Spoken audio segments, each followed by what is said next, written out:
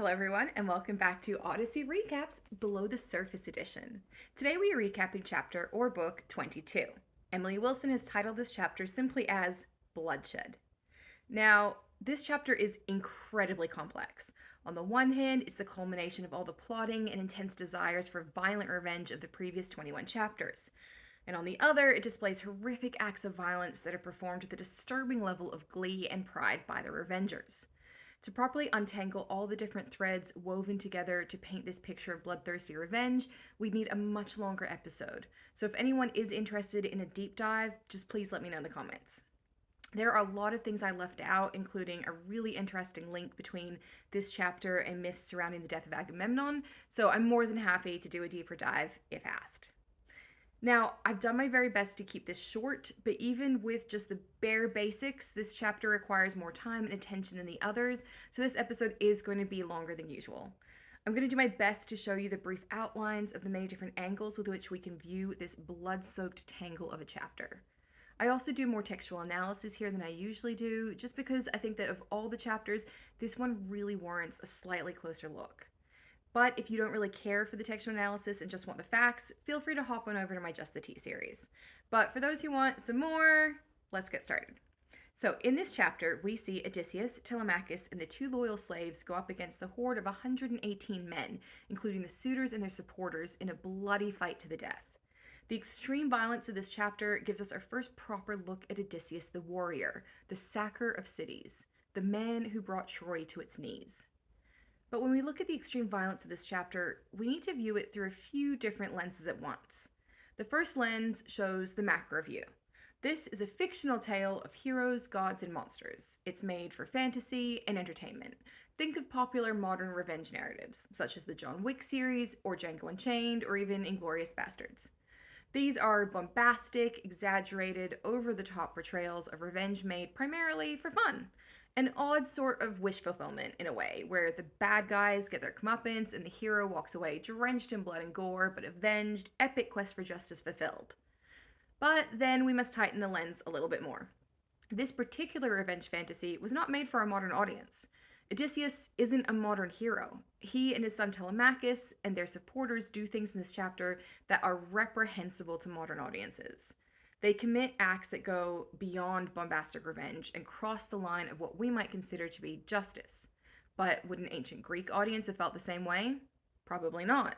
And we can't ever really know how they would have felt about these scenes. So there is an element of lost in translation here that we'll never be fully able to untangle.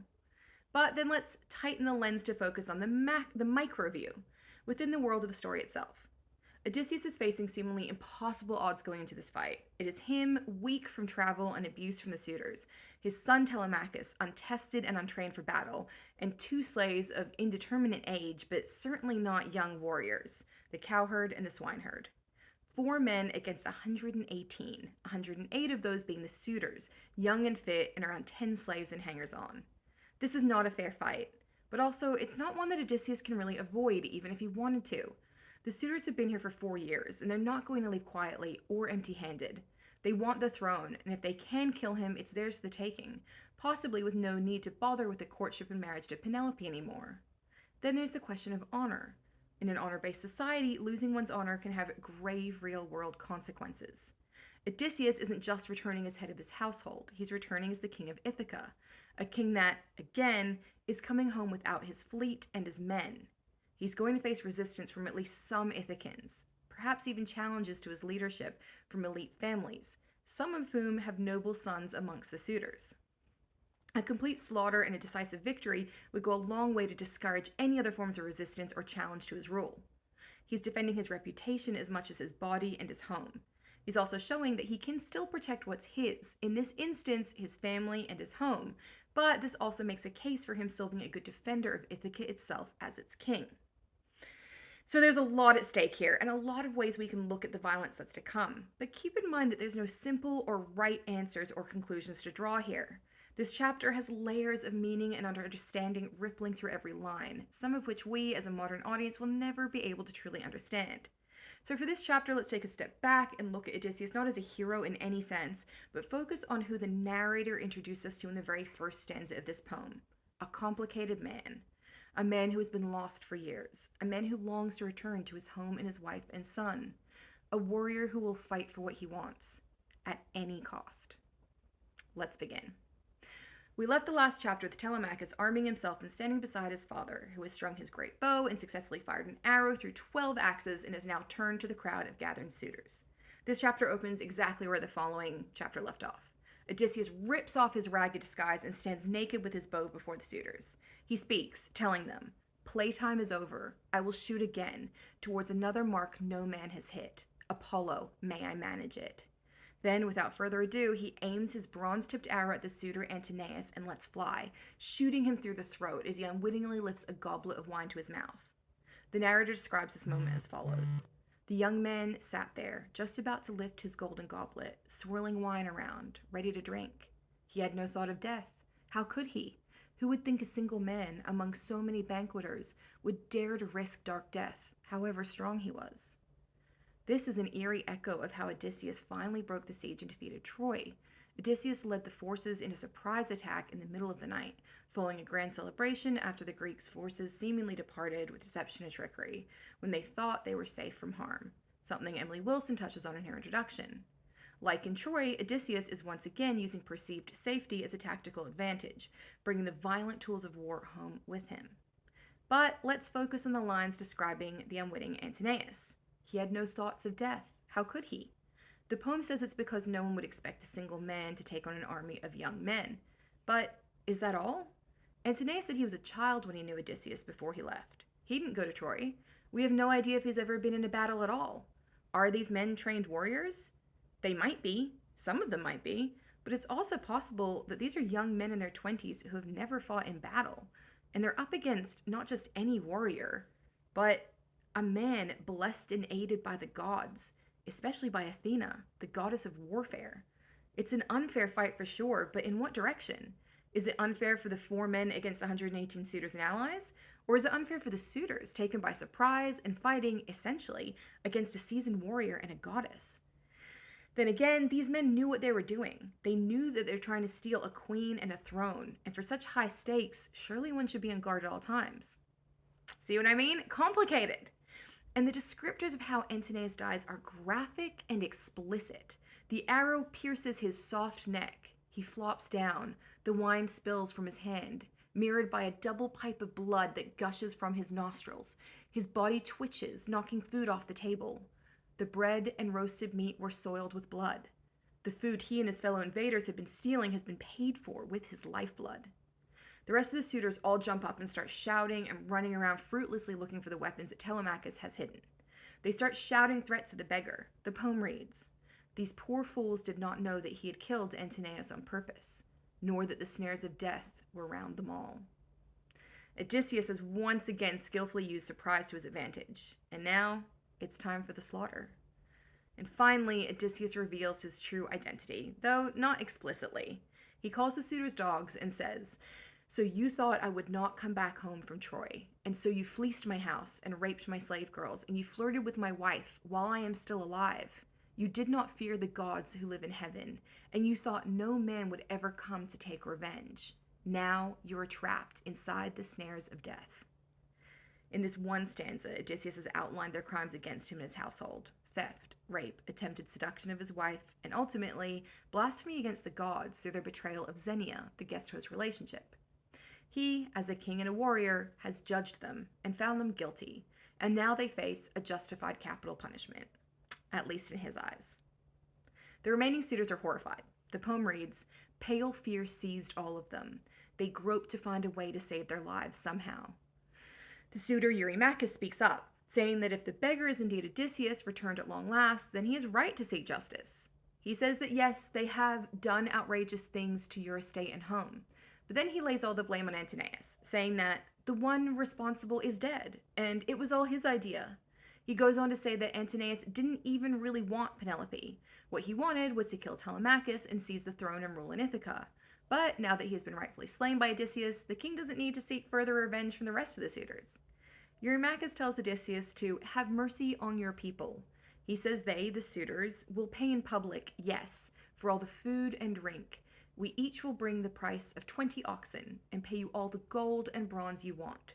Your anger is quite understandable.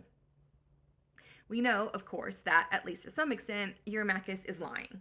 He personally had also plotted to kill Telemachus, as had many of the suitors, and they all wanted to seize the palace and its wealth. But that's not the real question here. What Eurymachus is really asking is, what will it take to sate Odysseus' need for vengeance? And now we come to the question of revenge. Revenge is a massive topic, but for our purposes here, I want to look at just two aspects of revenge: emotional and financial. What Eurymachus is offering Odysseus is financial compensation in lieu of emotional compensation. Instead of paying with their lives, the suitors are offering to pay their debt in oxen, gold, and bronze.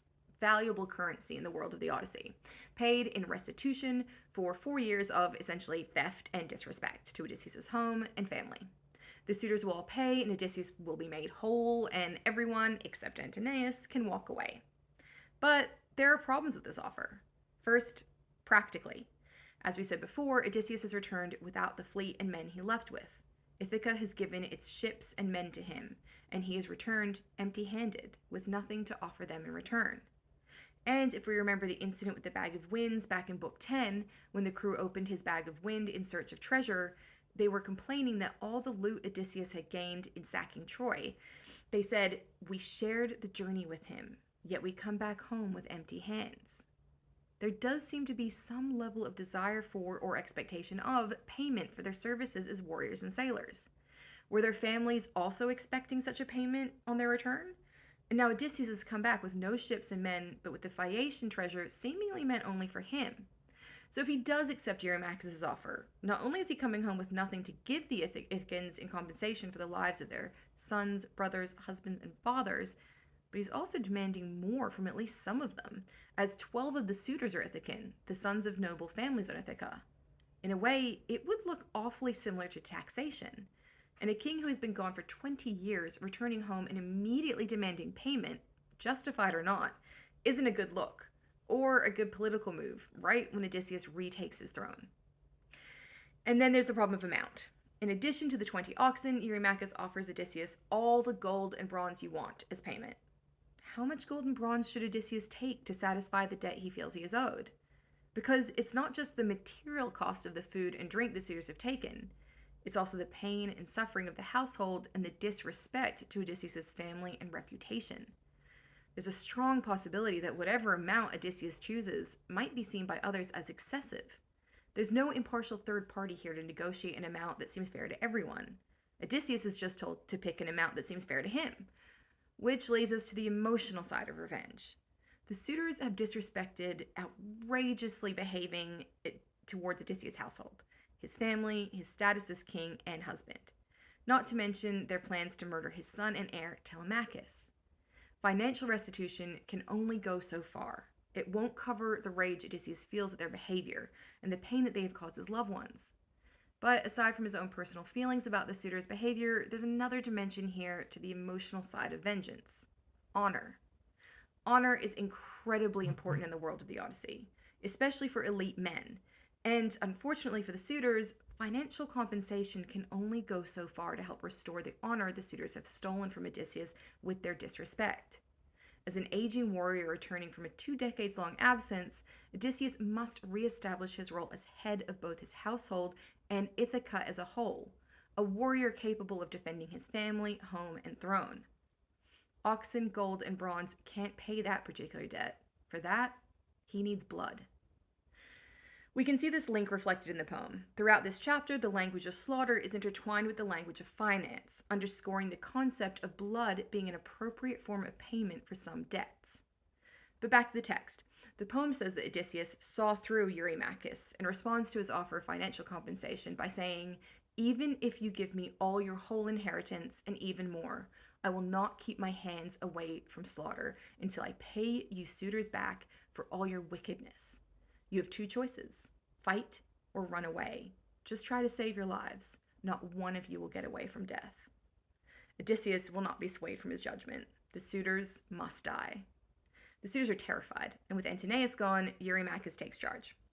He tells the huddled suitors that they need to quickly make plans for battle, that they must repurpose the tables they had feasted on every night for 4 years as shields against Odysseus' arrows of vengeance. Now, just a note, Telemachus has hidden all the weapons in the palace, but the suitors all have their own short swords with them, like on them. So they are armed, just not optimally armed, especially against a ranged weapon like a great bow. But this isn't stopping Eurymachus, who says that they could rush Odysseus all at once and overwhelm him with their superior numbers before running through town calling for help. He thinks Odysseus will die soon. So Eurymachus draws his sword and leaps at Odysseus with a dreadful scream.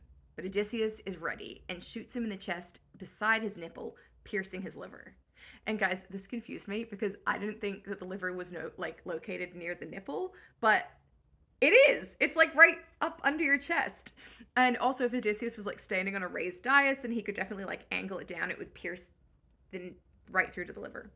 Who knew? You learn something every day. Anyway, after being shot and is surprisingly close to the nipple liver, Eurymachus falls across a dining table, doubled up in agony, spilling food and wine across the ground before himself falling to the floor, smashing his head against the ground, and then darkness drenched his eyes. Another suitor rushes at Odysseus, but Telemachus, who apparently is currently being directed by Zack Snyder, leaps in and spears him from behind, skewering him right through and out the other side of his chest. Telemachus leaves the spear in the suitor's body, afraid to stop and pull it out with the other suitors so close by. He runs back and stands beside his father and tells him that he's going to run and go fetch a shield and some more weapons for him, as well as getting arms for himself and the two herdsmen. Odysseus tells him to run and gather the weapons as fast as he can, while Odysseus still has arrows, because if he's fighting alone, it won't be long before he's overwhelmed. Telemachus runs off to gather the weapons, grabbing 8 spears, 4 shields, 4 bronze helmets with bushy horsehair plumes, and then runs them back to his father. Odysseus and the 2 slaves quickly arm themselves, and the 4 face the suitors. Odysseus fires arrow after arrow, picking off the suitors one by one. Finally, he runs out of arrows. He sets the bow down and picks up a bronze-tipped spear in each hand, then orders the swineherd to go and guard the back gate at the castle walls, the only other way out, so that no one can escape. At the same time, one of the suitors calls out to his fellow men that one of them should try to make it past Odysseus and escape out of that same gate and go, "Tell the people, raise the alarms. That soon would put a stop to this man's shooting." So there's not a lot of information here, but this does hint at the uncertainty of who the Ithacans would support in this fight. This suitor at least thinks that they might support them against the returned king. The cruel goatherd Melanthius, the one loyal to the suitors, tells the suitors not to do that. That one brave man, i.e. the swineherd that Odysseus has just sent to guard that exit, could guard the exit and keep them from escaping. Instead, he says he will sneak into the storm where he thinks the weapons are probably being kept and brings them back to the suitors to help even the fight. He then goes and climbed up past the arrow slits inside the castle walls into the storeroom. He gathers shields, spears, and helmets and takes them back to distribute among the suitors. Odysseus sees that the suitors are now armed and is shocked at their presumption and tells Telemachus, "One of the women, or Melanthius, is waging war against us in my house." In his eyes, betrayal from within is an act of war, not simply a violent household dispute or conflict between individuals. Odysseus' fears over what he sees as treachery from the slaves and servants that he owns has come to fruition. Telemachus takes responsibility, telling his father that it's his fault as he neglected to lock the storeroom when he left it, carrying the weapons and armor. He tells the swineherd, who he had previously ordered to go and guard the back gate, to go and shut the door and see if any of the women are against us, or else, as I suspect, Melanthius. The swineherd does. He goes and he sees Melanthius sneaking another load of weapons and armor to the suitors and reports back to Odysseus, asking him, "Should I kill him as I think is best, or bring him here to you, so you can punish his many crimes against you in your house?" Odysseus tells him to take the cowherd, and together they should hog-tie Melanthius with ropes and string him up, and then they should torture him with hours of agony before he dies. In many ways, the actions of Melanthius are more dangerous to Odysseus' rule than those of the suitors. The slaves know the castle and its inhabitants intimately, and in some ways have less to lose and more to gain than the suitors.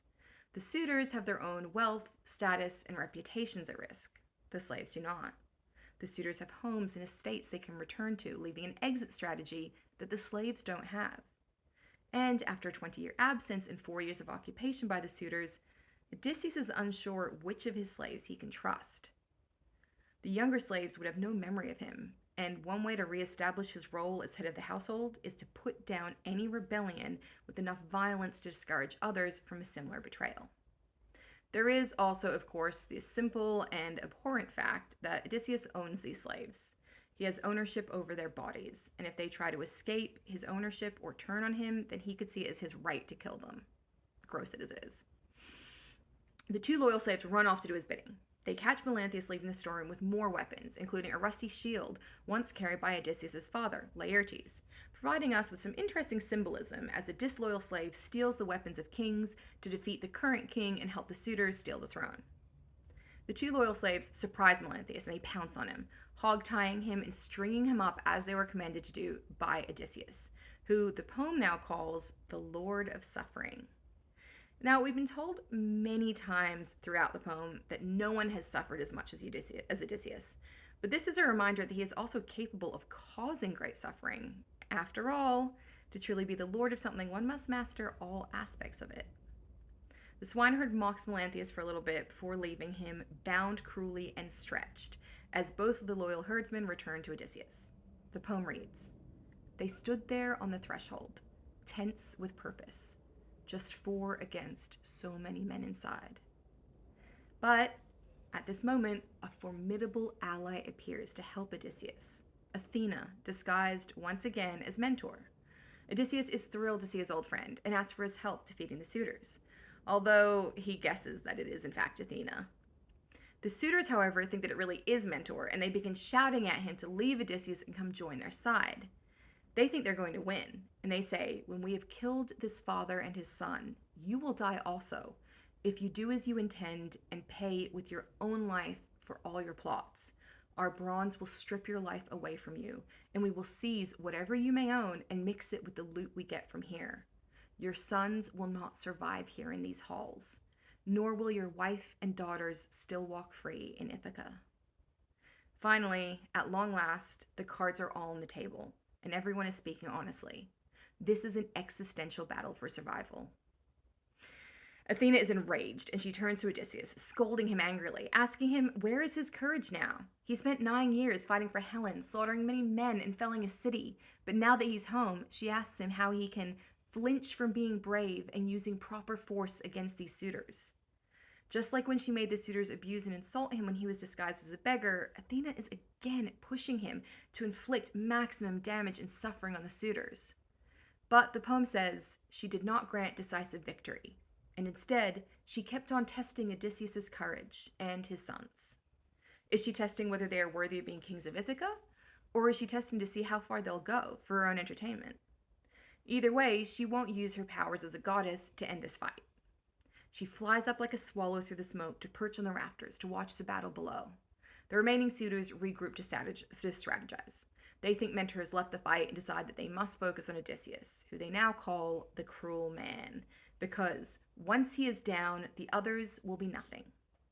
They decide to try and hurl their spears at him, but Athena made their efforts fail, making them miss Odysseus and his allies, and instead they strike the palace itself, with their spears piercing doorposts, walls, and entryways.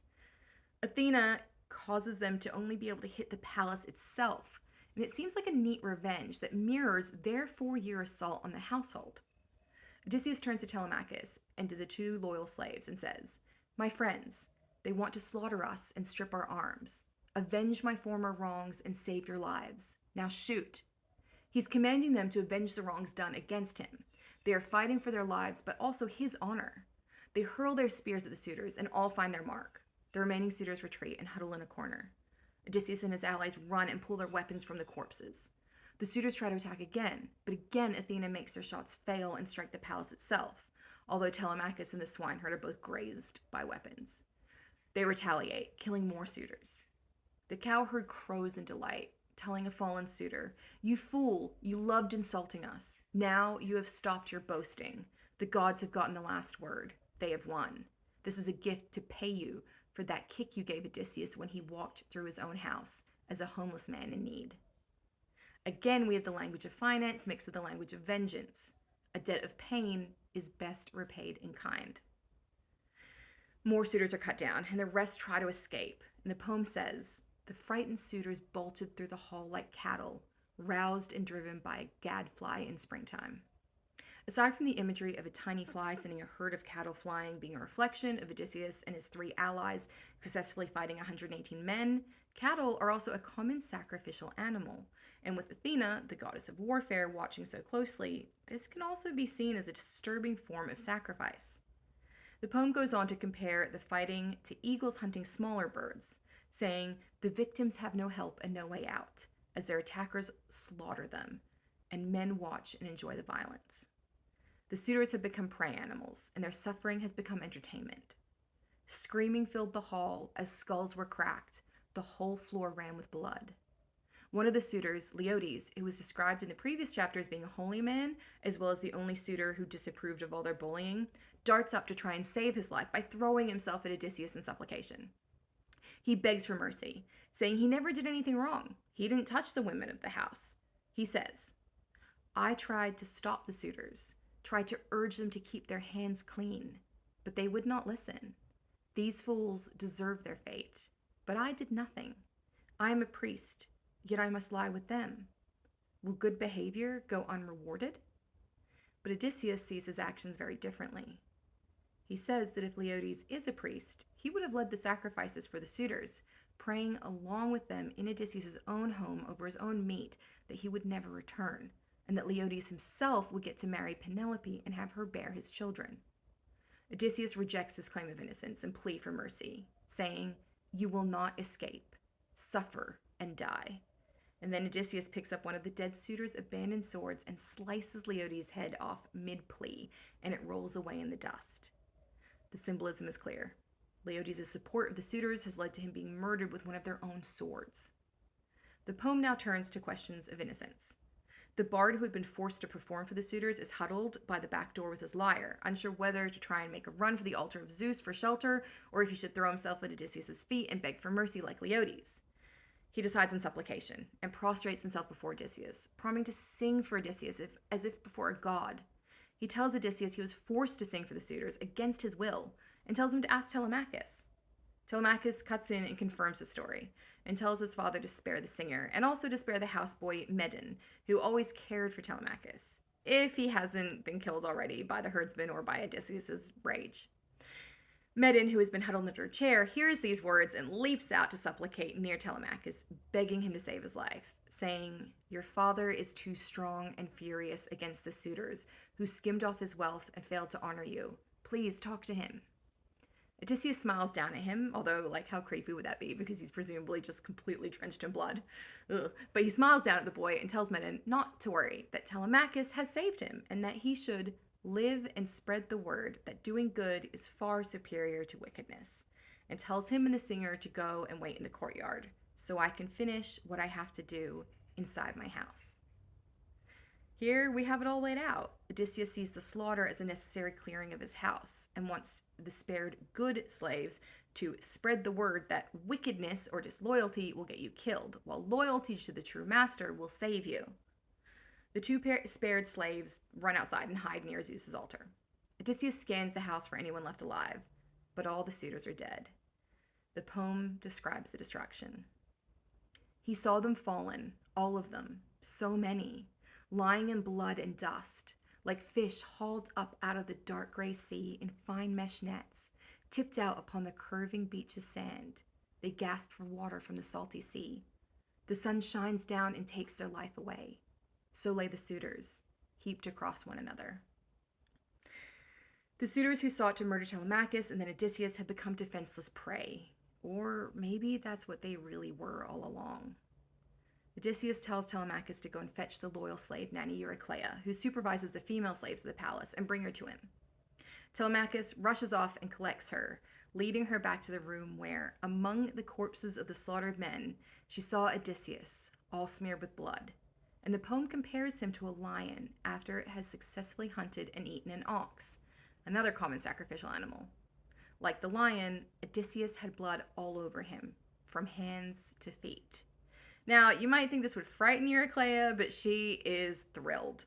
Seeing the corpses, seeing all that blood, so great a deed of violence, she began to crow. Interestingly, Odysseus stops her, telling her, "Old woman, no, be glad inside your heart, but do not shout. It is not pious, gloating over men who have been killed. Divine fate took them down, and their own wicked deeds. They disrespected all people that they met, both bad and good. Through their own crimes, they came to this bad end. This provides us with insight into Odysseus' view of his own actions. He seems to see himself as delivering divine justice to men already condemned by the gods for their own choices and behavior. He's not a murderer, he's an executioner. He then asks Eurycleia to tell him about the household women. He asks, which ones dishonor me and which are pure? Honor, loyalty, and purity are linked, and Odysseus, the executioner, has a new set of possible offenders before him. Now, this is when we come back to the question of the slave women's guilt or innocence.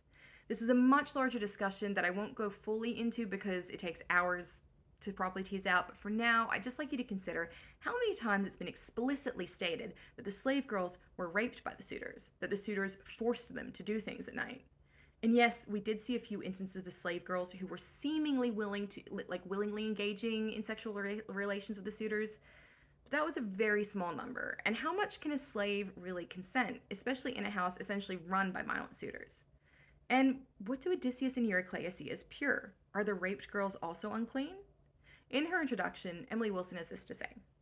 She says, these women are slaves who presumably had little choice about their treatment by the suitors. Rather, Odysseus wants the girls dead because their memories threaten his total ownership of his household. As long as they are still alive, the trace of the suitors is still present in their bodies and in their minds, and hence in his home. She also has a really fascinating article in The New Yorker titled A Translator's Reckoning with the Women of the Odyssey. And in it, she says, contemporary translators and commentators often present the massacre of these women as if they were quite ordinary and entirely justified. The murdered slaves are routinely described in contemporary American English translations as disobedient maids and are labeled as sluts or whores, a level of verbal abuse that finds absolutely no analog in the Greek.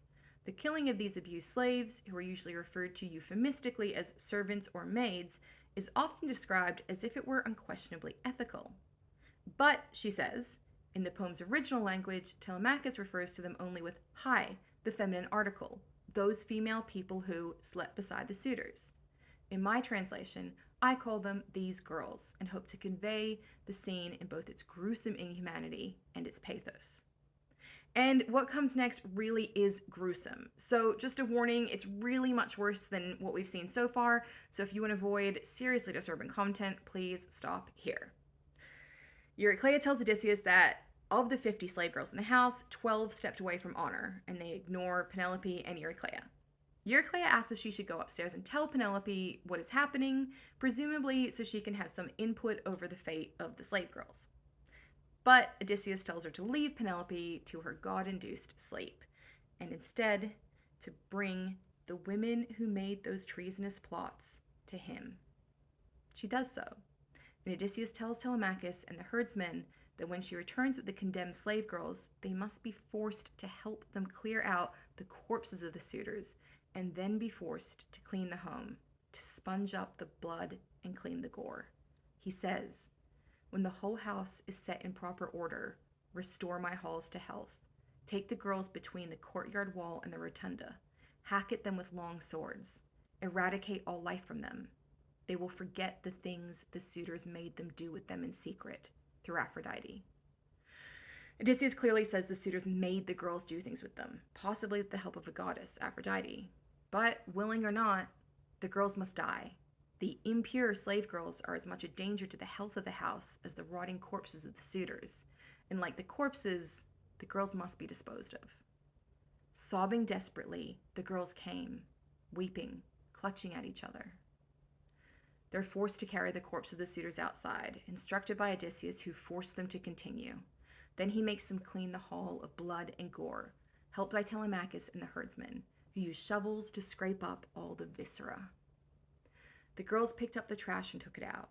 The men created order in the house and set it all to rights, then led the girls outside and trapped them. They could not escape. Then Telemachus chimes in, showing initiative, and tells his father that he refuses to grant these girls a clean death, since they poured down shame on me and mother when they lay beside the suitors. Instead, he chooses to hang them. The poem compares them to doves who have fallen into a net and find a bitter bedtime, just so the girls, in their heads, with their heads all in a row, were strung up with the noose around their necks to make their death an agony. They gasped, feet twitching for a while, but not for long. But the horror isn't over yet. The men go back for the disloyal goatherd Melanthius. They bring him outside and they cut off his nose and ears and rip away his genitals to feed them to the dogs. Then, still full of rage, they chop his hands and feet off before washing their own and going back inside. Now, if this punishment sounds familiar to you, it is. And no, not just because of Ramsay Bolton in Game of Thrones, but because this is exactly what Antinous threatened that the Lord of Cruelty, King Aeetes, would do to the beggar Eris if he lost his fight with the disguised Odysseus in chapter 18. So, are these men now the Lords of Cruelty? Or is this dramatic irony and Melanthius is meeting the fate that his master Antinous threatened others with? It's unclear. But thankfully, with the gruesome death of Melanthius, the violence is over, at least for the moment, and Odysseus returns inside with his men and orders Eurycleia to bring him fire and sulfur as a cure for evil things, so that he may fumigate and purify the house. He also asks her to finally call Penelope down from her room, along with all her slaves and all the remaining slave girls in the house. Eurycleia offers to bring him some clean clothes to replace the beggar's rags he's wearing, but Odysseus refuses, saying he must purify the house. He does so while Eurycleia summons the women, and they all come out to greet Odysseus with open arms. They kissed his face and took him by the hands in welcome. He was seized by sweet desire to weep, and in his heart he knew them all. And that's how the chapter ends. And it was a lot. A highly disturbing and violent chapter for sure. Thank you all so much for sticking with me through it, and now I advise everyone to go and have some tea, do something soothing, maybe go watch some Parks and Rec or Community, and come back here when you're ready. We've only got 2 more chapters to go, so join us next time for chapter 23. See you all then.